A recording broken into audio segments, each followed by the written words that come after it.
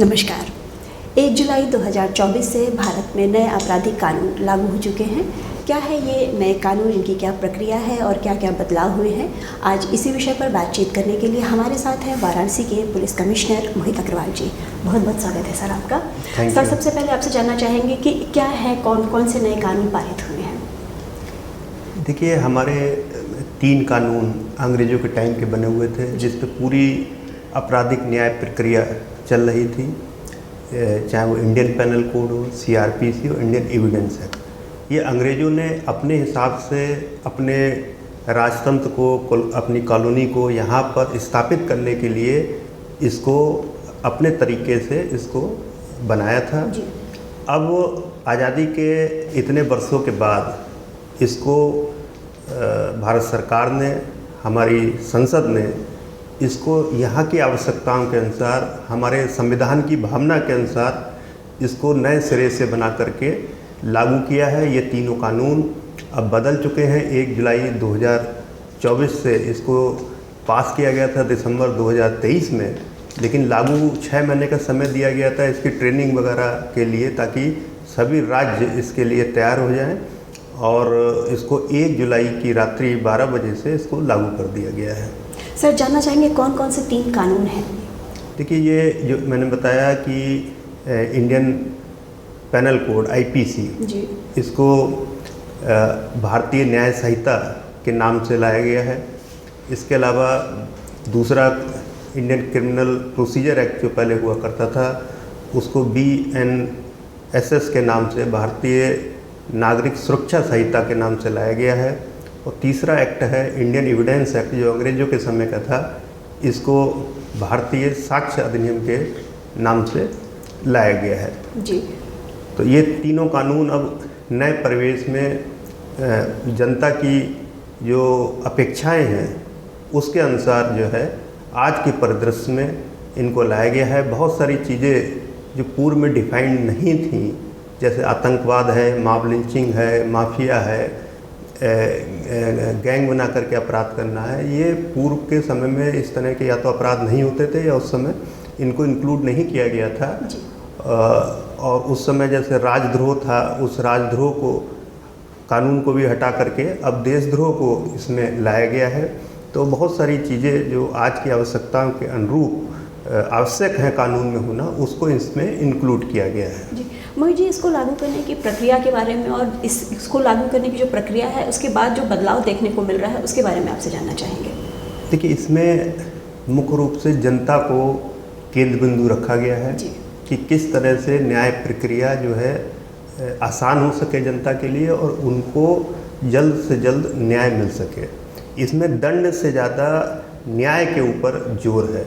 ये दंड प्रधान ना होकर के न्याय प्रधान है, और जनता को इसमें बहुत सारी सहूलियत इसमें मिलने जा रही हैं। जैसे पहले 0 FIR का नया प्रावधान इसमें जोड़ा गया है।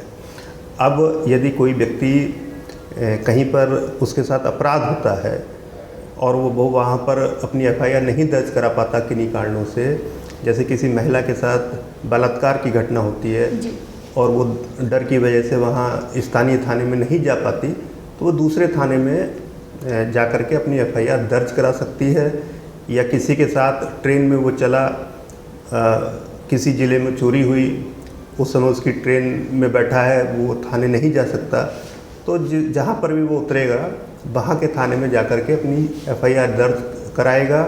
0 FIR दर्ज होगी और वो संबंधित थाने को इन्वेस्टिगेशन के लिए ट्रांसफ़र कर दी जाएगी। दूसरा, इसमें एक E-FIR, इलेक्ट्रॉनिक फॉर्म से भी FIR दर्ज कराने का प्रावधान रखा गया है कि यदि व्यक्ति तत्काल जो है थाने पर नहीं जा सकता, उसको सूचना मिलती है। आजकल टेक्नोलॉजी बहुत एडवांस हो गई है। जैसे उसने देख लिया कि ये CCTV से अपने मोबाइल पे वो मुंबई में है और बनारस में उसके घर पर चोरी हो जाती है, तो वो तत्काल जो है E-FIR के माध्यम से थाने को सूचित कर सकता है और थाना उस पर अपनी कार्रवाई, इन्वेस्टिगेशन आरंभ कर देगा। तो इस तरह की सहूलियत दी गई है।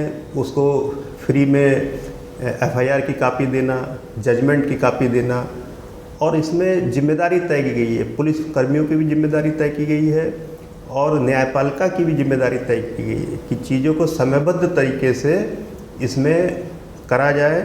इन्वेस्टिगेशन को लंबे समय तक इसमें लटकाया नहीं जा सकता, इस तरह के प्रावधान इसमें रखे गए हैं। मोहित जी, जैसे कि नई कानून व्यवस्था जो लागू हुई है, आमजन और सिस्टम के लोग इसको अच्छे से समझ सके और अमल में ला सके, तो क्या इसके लिए कोई ट्रेनिंग का भी प्रावधान किया गया है? जी बिल्कुल, जैसा मैंने बताया कि ये कानून दिसंबर 2023 में हमारी संसद के द्वारा इनको पारित किया गया था, लेकिन 6 महीने का गैप इसीलिए दिया गया था ताकि सभी लोग इसमें अपने को तैयार कर लें, ट्रेनिंग करा लें। तो 6 महीने हम लोगों ने अपने जितने भी पुलिसकर्मी हैं, इसमें एसपी लेवल से लेकर के हमारे जो जितने भी पुलिस कप्तान हैं, सीनियर ऑफिसर्स हैं, उनकी ट्रेनिंग से लेकर के निचले स्तर तक जो इन्वेस्टिगेटर्स हैं, इवन कांस्टेबल्स हमारे हैं, उनको भी इसके बारे में ट्रेनिंग दी गई है। इसकी ट्रेनिंग कुछ हेडक्वार्टर लेवल से दी गई है, लखनऊ लेवल से, और कुछ ट्रेनिंग हमारे यहाँ बनारस हर ज़िले में मतलब की गई है इसको, और जिसमें एक्सपर्ट्स को बुला करके उनको बाकायदा ट्रेन किया गया है, जिसका परिणाम ये हुआ है जब से ये कानून लागू हुए हैं किसी तरह की कोई दिक्कत इनको लागू करने में नहीं आ रही है। जी मोहित जी, महिलाओं और जो नाबालिग बच्चों से जुड़े मामले होते हैं, क्या उसमें बदलाव ज़्यादा देखने को मिलेगा इस कानून से? नहीं, बिल्कुल, इसमें 2 बड़ी महत्वपूर्ण चीज़ें इस कानून में लाई गई हैं।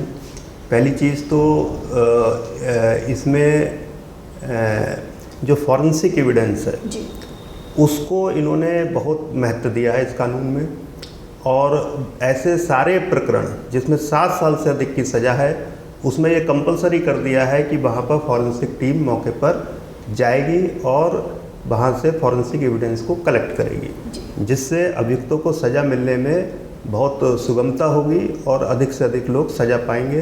तो महिला उत्पीड़न के, खासतौर से रेप के जितने हमारे विक्टिम्स हैं, उसमें जब फॉरेंसिक टीम वहाँ पर जाएगी तो अभियुक्त का कुछ ना कुछ ज़रूर वहाँ से बरामद होगा, जिससे अभियुक्त को सज़ा दिलाने में मदद मिलेगी। इसके अलावा कई मामलों में फांसी की सज़ा का प्रावधान पॉक्सो एक्ट में रखा गया है बलात्कार के केसेस में, और भी बहुत सारी चीज़ें इसमें, जैसे महिलाओं को 7 दिन के अंदर उनका मेडिकल कराना कंपलसरी कर दिया गया है।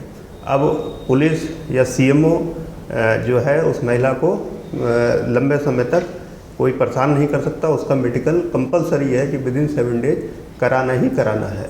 तो इस तरह के बहुत सारे प्रावधान हैं जो महिलाओं के लिए इसमें रखे गए हैं। बहुत लाभ मिलेगा, आमजन को बहुत ज़्यादा लाभ मिलेगा। बिल्कुल। मोहित जी, वाराणसी पुलिस व्यवस्था की अगर हम बात करें तो उसको सुदृढ़ करने के लिए और नए कानून को पारित करने के लिए वाराणसी पुलिस क्या प्रयास कर रही है? देखिए, बनारस की पुलिस लगातार इन कानूनों को लेकर के वर्कशॉप कर रही है, लोगों को अवेयर कर रही है। इसमें हर थाना लेवल पर हम लोगों ने आम पब्लिक की एक मीटिंग आयोजित करी थी, एक मुख्यालय लेवल पर भी मीटिंग आयोजित की गई, एक हमने जुडिशरी और जो हमारे एडवोकेट्स हैं यहाँ पर जी, उनके साथ भी एक यहाँ पर सेमिनार आयोजित किया गया था, ताकि किसी भी तरह की भ्रांति इन कानूनों को लेकर किसी में है तो वो दूर हो सके। इसी प्रकार से हर थाने पर इन कानूनों को लेकर के आम नागरिकों को बताया जा रहा है कि किस तरह से इन कानूनों का वो एडवांटेज ले सकते हैं, उनके लिए इस कानून में क्या फ़ायदे की चीज़ें हैं और उन फ़ायदों को वो कैसे प्राप्त कर सकते हैं। तो ये हम कह सकते हैं कि वाराणसी पुलिस पूरी तरह से सजग और जागरूक है इस नए कानून को लेकर। जी बिल्कुल, बनारस की पुलिस लगातार जो है इन कानूनों को लेकर के सजग भी है, जागरूक भी है। लगातार ट्रेनिंग हम अपने कर्मचारियों की भी करा रहे हैं और आम पब्लिक को भी इन कानूनों के बारे में अवेयर करा रहे हैं। जी, मुझे बहुत बहुत धन्यवाद अपना कीमती समय हमको देने के लिए। बहुत थैंक यू।